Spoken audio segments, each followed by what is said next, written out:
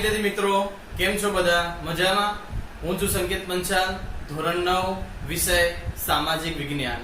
આજે આપણે વિદ્યાર્થીઓ ભાગ 2 નો અભ્યાસ કરીશું. ભાગ 2 ના અંદર આજનો પ્રશ્ન છે, ભારતમાં યુરોપિયન પ્રજાનું આગમન અથવા અંગ્રેજોનું આગમન અને વેપારી મથકોની શરૂઆત. વિદ્યાર્થીઓ, મેં તમને પહેલા ભાગના અંદર ભારતમાં નવો જળમાર્ગ શોધવાનો વિશે મેં તમને ભણાવ્યું કે ભારત આવવાનો જળમાર્ગની શોધ વિશે આપણે માહિતી મેળવી કે ભારત દેશમાં નવો જળમાર્ગ શોધવા માટે વાસ્કો દ ગામાએ કર્યો. વાસ્કો દ ગામાએ ભારત આવવા માટે નવો જળમાર્ગ શોધ્યો. ક્યારે? 22 મે 1498 ના રોજ પોર્ટુગલથી કેપ ઓફ ગુડ નામનું ફરતે ચક્કર લગાવીને કાલિકટ બંદર ઉપર આવ્યો અને કાલિકટ બંદર ઉપર તેને જામોઈન રાજાની મદદથી ભારતમાં વેપાર કરવાની છૂટછાટ મળી જાય છે. આ આપણે ભાગ 1 સુધી ભણ્યા. હવે આપણે જોઈશું કે આ પોર્ટુગીઝ પ્રજા ભારતના અંદર કેવી રીતે સ્થાયી થઈ અને એમની સત્તા કેવી રીતે રહી અને ભારતમાં કઈ કઈ જગ્યાએ એમની પોતાની સત્તા અધિકાર જમાવ્યો. તો જુઓ વિદ્યાર્થી મિત્રો, અહીં તમને એક ગુણનો પ્રશ્ન પૂછી શકે છે કે પોર્ટુગીઝ પ્રજાને કયા પ્રજા તરીકે ઓળખાય છે? તો પોર્ટુગીઝ પ્રજાને ફિરંગી પ્રજા તરીકે ઓળખવામાં આવે છે. ભારત આવવાના જળમાર્ગની શોધ થયા બાદ ભારતમાં વેપાર કરવા માટે સૌપ્રથમ પોર્ટુગીઝ પ્રજા આવી. પોર્ટુગીઝ પ્રજાને ફિરંગી પ્રજા પણ કહેવાય છે.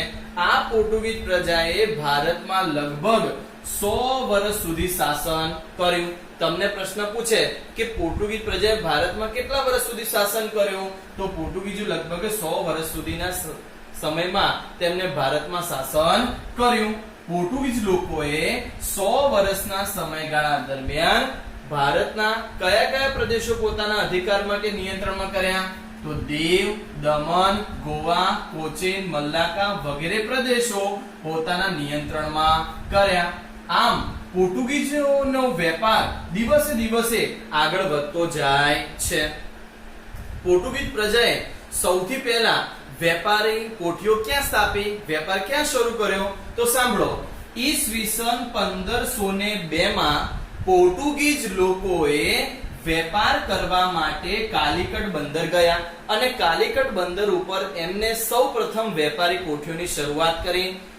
વેપારી કોઠીઓની સ્થાપના કર્યા બાદ તેની ચારે બાજુ ફરતે એક કિલ્લો બનાવ્યો અને એક કિલ્લાના રક્ષક તરીકે, સેનાપતિ તરીકે અબલુક કર્કને રાખવામાં આવે છે.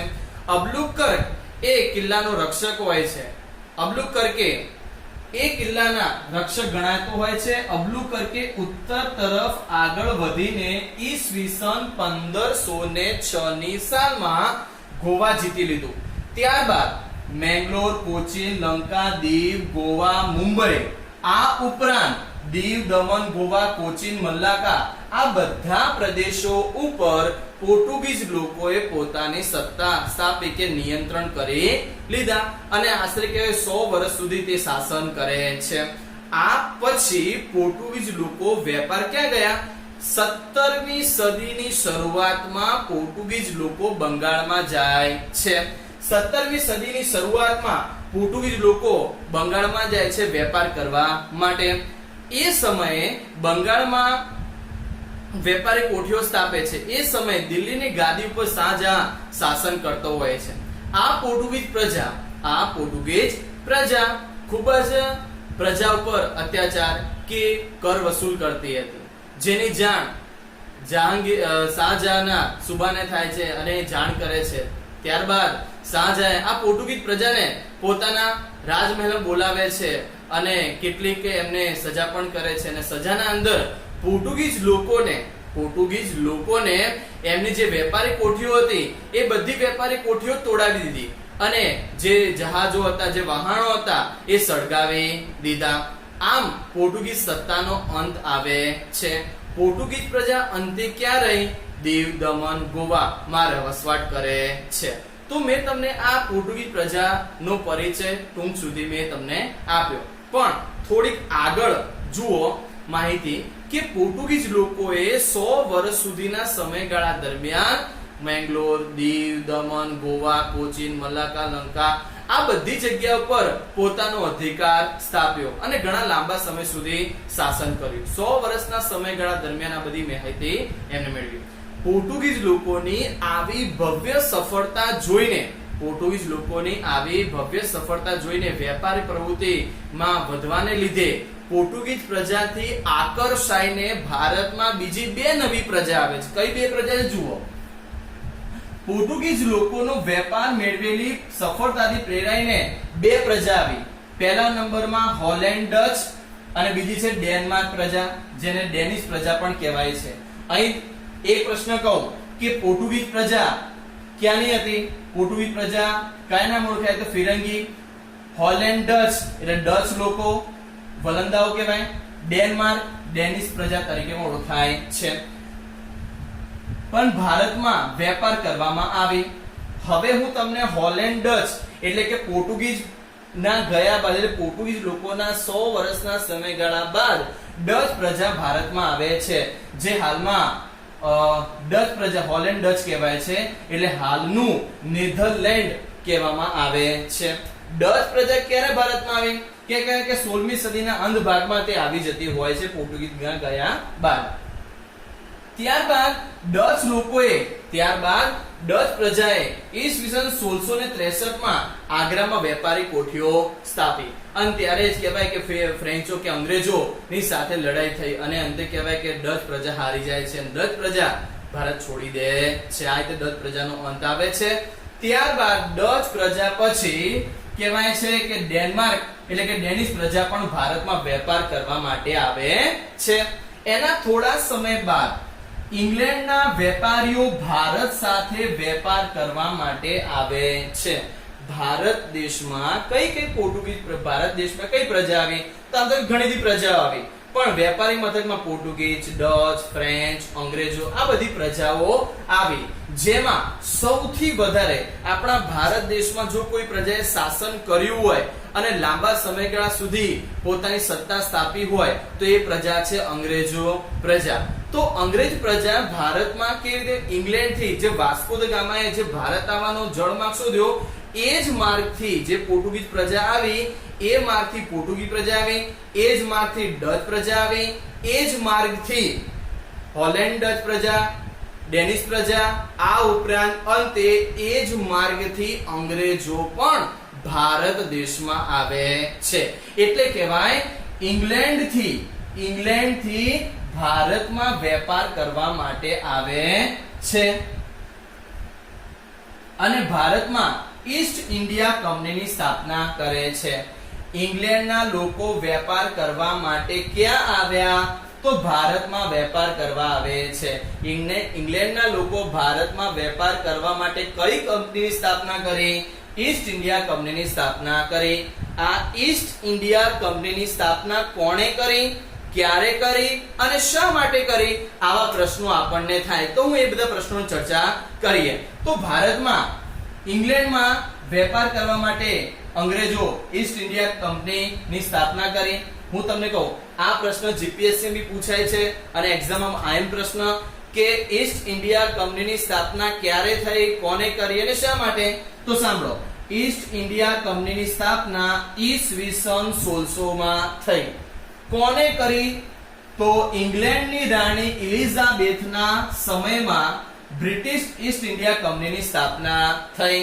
બ્રિટિશ ઈસ્ટ ઇન્ડિયા કંપનીનો સ્થાપવાનો મુખ્ય હેતુ શું હતો? તો હિન્દુસ્તાન સાથે વેપાર કરી વધુને વધુ ધનવાન બનવાની ઈચ્છા રાખતો હતો અને સાથે ભારતમાં પોતાની સત્તા સ્થાપવાનો એમના ઈરાદા હતા.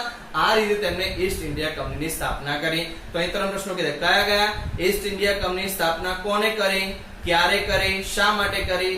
તો જુઓ, ઈસ્ટ ઇન્ડિયા કંપનીની સ્થાપના ઈસવીસન 1600 માં થઈ. કોને કરી? તો ઇંગ્લેન્ડની રાણી એલિઝાબેથના સમયમાં બ્રિટિશ ઈસ્ટ ઇન્ડિયા કંપનીની સ્થાપના કરી. હેતુ શું હતો આ કંપનીનો? હિન્દુસ્તાનમાં વધુને વધુ ધન કમાવવું, વેપાર કરવો અને પોતાની સત્તા સ્થાપવી. આગળ, ઈસ્ટ ઇન્ડિયા કંપનીને પૂર્વના દેશો સાથે વેપાર કરવાનો પરવાનો આપતા ઈસવીસન 1608 માં કંપનીનું પ્રથમ વહાણ કપ્તાન વિલિયમ હોકિન્સ આગેવાની હેઠળ સુરત આવ્યું. તો તમને પૂછે કે અંગ્રેજોનું પ્રથમ વહાણ ક્યાં આવ્યું વેપારી કોઠીઓમાં, તો કહેવાય ઈસવીસન 1608 માં સુરત બંદરે સૌથી પ્રથમ વહાણ આવ્યું. હવે પૂર્વના દેશો સાથે વેપાર કરવા માટે ઈસ્ટ ઇન્ડિયા કંપનીએ 1608 માં તે વેપાર શરૂ કરે છે અને એ સમયે વહાણોનો કપ્તાન કોણ હોય છે? William Hawkings. વિલિયમ હોકિંગ્સે વેપાર કરવા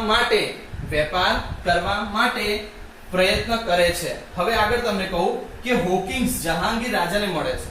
અહીં એટલા સુધી તમને ખ્યાલ આવ્યો કે ઈસ્ટ ઇન્ડિયા કંપની હતી જે ઇંગ્લેન્ડ પ્રજા ભારત હિન્દુસ્તાન સાથે વેપાર કરવા માંગતી હતી.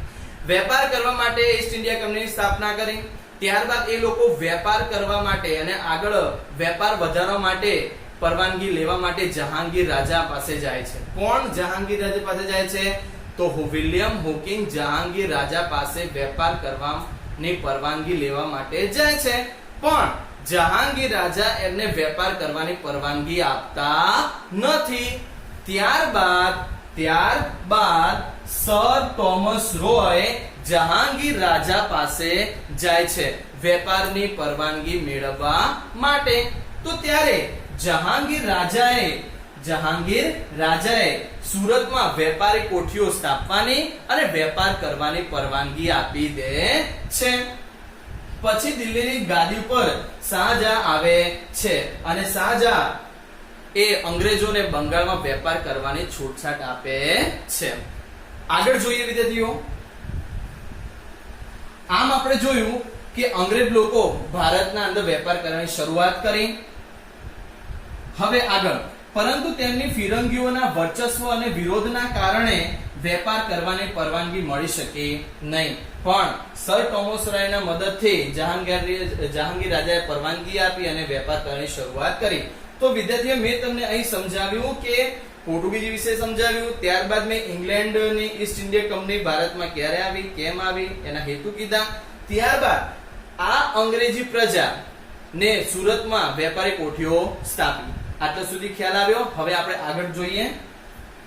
આખરે ઈસ્ટ ઇન્ડિયા કંપનીની મુગલ બાદશાહ જહાંગીર તરફથી વેપાર કરવાનો પરવાનગો એટલે કે પરમિશન રજા મળી જાય છે અને સુરતમાં બ્રિટિશ ઈસ્ટ ઇન્ડિયા કંપનીની સ્થાપના થાય છે. પ્રથમ કોઠી વેપારી મથકની શરૂઆતની સ્થાપના થઈ. અહીં પ્રશ્ન થાય કે અંગ્રેજોનું પ્રથમ વહાણ સુરત બંદરે ક્યારે આવ્યો?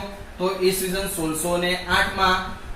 ત્યારબાદ બ્રિટિશ ઈસ્ટ ઇન્ડિયા કંપની પ્રથમ કોઠીઓ એટલે વેપારી મથક કઈ સાલમાં સ્થાપવામાં આવી? તો ઈસવીસન 1613 ની સાલમાં સ્થાપવામાં આવ્યું.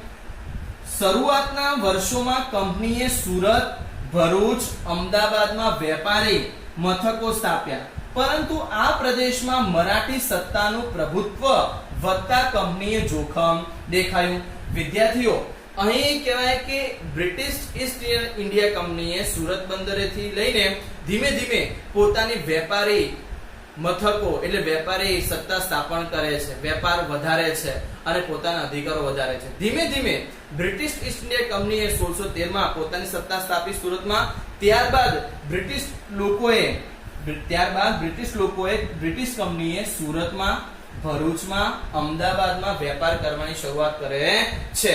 પરંતુ ત્યાં આ બધા પ્રદેશોમાં મરાઠાનું પ્રભુત્વ વધારે હોય છે, મરાઠાની સત્તા વધારે હોય છે.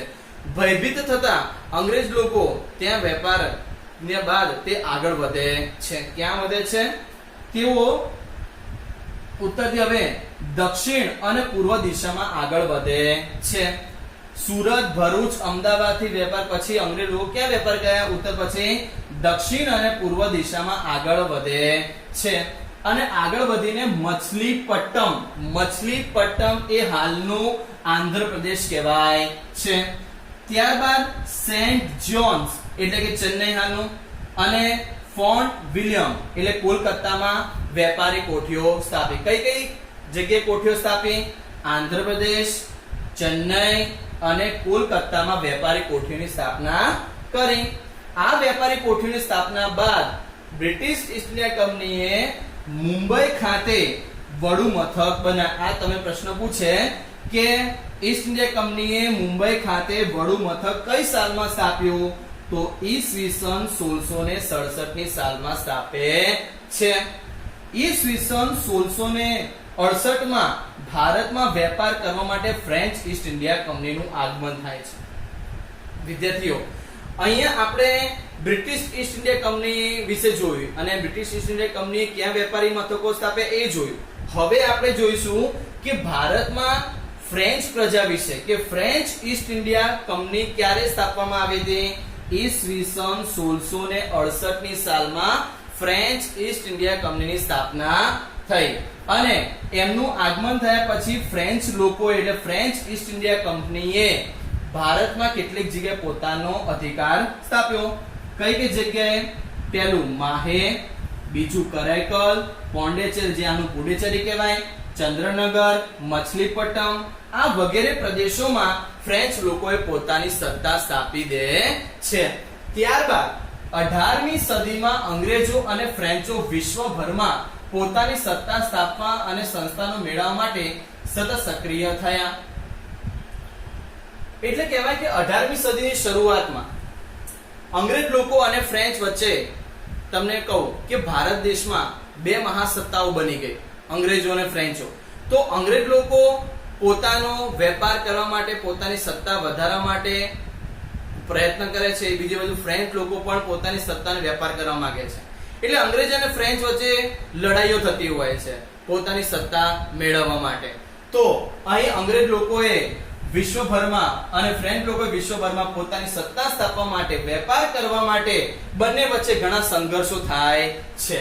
ભારતમાં ઈસવીસન 1746 યાદ રાખજો, ઈસવીસન 1746 થી 1763 દરમિયાન આ બંને પ્રજા એટલે કઈ પ્રજા? ફ્રેન્ચ ઈસ્ટ ઇન્ડિયા પ્રજા અને અંગ્રેજો આ બંને વચ્ચે લડાઈઓ ચાલે છે. ક્યારે? 1746 થી 1763 દરમિયાન બંને વચ્ચે લડાઈ થતી હોય છે. કોના વચ્ચે? ફ્રેન્ચ ઈસ્ટ ઇન્ડિયા કંપની અને બ્રિટિશ ઈસ્ટ ઇન્ડિયા કંપની વચ્ચે લડાઈ થાય છે.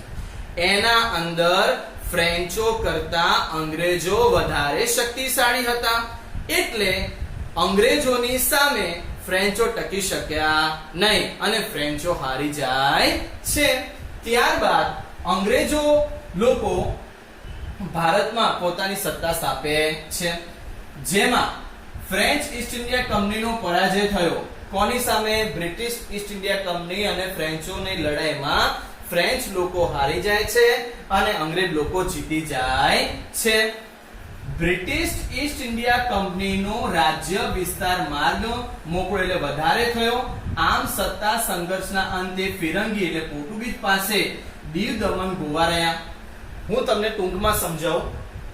આટલું તમને વિદ્યાર્થીઓ ક્લિયર થઈ ગયું હશે કે ફ્રેન્ચ ઈસ્ટ ઇન્ડિયા કંપની અને બ્રિટિશ ઈસ્ટ ઇન્ડિયા કંપની વચ્ચે વિશ્વના અંદર પોતાની સત્તા સ્થાપવા માટે લડાઈ થઈ 1746 થી 1763, જેમાં ફ્રેન્ચ લોકો હારી જાય છે અને અંગ્રેજ લોકો જીતી જાય છે.